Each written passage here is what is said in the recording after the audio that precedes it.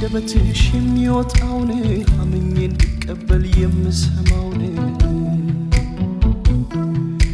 የምትይ ሁሉ እውነት ለመሆኑ ርቀን ሳንሄድ ልወቀው ካሁኑ ሰበብ ላታበዢብኝ ምክንያት ላትደረድሪ ግማሽ አካሌ ሆነሽ ከኔ